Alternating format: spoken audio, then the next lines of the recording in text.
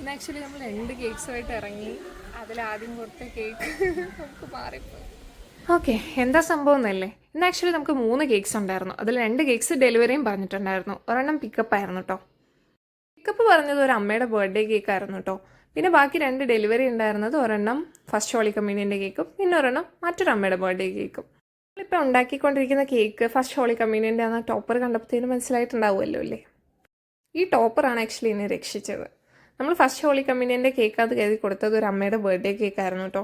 പിന്നെ അവിടുന്ന് second location almost reach ആകുന്ന സമയത്താണ് നമ്മൾ തിരിച്ചറിഞ്ഞത് കേക്ക് മാറി എന്നുള്ള കാര്യം. ഈ ടോപ്പർ കണ്ടിട്ടാട്ടോ എനിക്ക് മനസ്സിലായത് കേക്ക് മാറിയിട്ടുണ്ടെന്നുള്ളത്. നമ്മളങ്ങനെ ഫസ്റ്റ് കസ്റ്റമറിനെ വിളിച്ച് പറഞ്ഞായിരുന്നു. ഭാഗ്യത്തിൽ നമുക്ക് ഒത്തിരി കേക്ക് കട്ടിങ്ങിനായിട്ട് ടൈം ബാക്കിയുണ്ടായിരുന്നു. സോ നമ്മൾ അവിടെ പോയി കേക്ക് എക്സ്ചേഞ്ച് ചെയ്തു. ദെൻ സെക്കൻഡ് ഡെലിവറിക്ക് പോയി കേക്ക് കൊടുത്തു.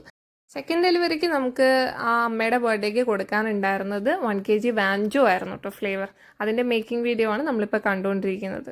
കേക്കിൻ്റെ ക്രം കോട്ടിങ് കഴിഞ്ഞ് ഇപ്പോൾ ഫൈനൽ കോട്ടിങ് ചെയ്തുകൊണ്ടിരിക്കുകയാണ്. ഓൾമോസ്റ്റ് ഫിനിഷായി. ഇനി ഗനാഷൊക്കെ ഒഴിച്ച് നമുക്ക് ഫിനിഷ് ചെയ്തെടുക്കാം.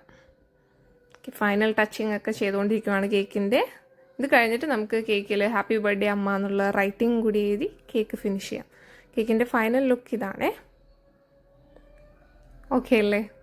ഇനി മറ്റൊരു അമ്മയുടെ ബർത്ത്ഡേ കേക്ക് വന്ന് പിക്ക് ചെയ്തായിരുന്നു എന്ന് പറഞ്ഞില്ല. അത് ഒരു 1 kg പൈനാപ്പിൾ കേക്കായിരുന്നു. അതിൻ്റെ റൈറ്റിംഗ് ആണ് നിങ്ങളിപ്പോൾ കാണുന്നത്. ഹാപ്പി ബർത്ത്ഡേ മോം എന്നൊക്കെ എഴുതി വെച്ചു.